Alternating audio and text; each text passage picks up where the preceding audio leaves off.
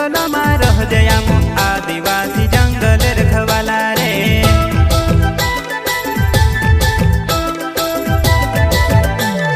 चल जंगल जमीन काजे पूजे रे आदिवासी दुनिया ने रखवाला रे।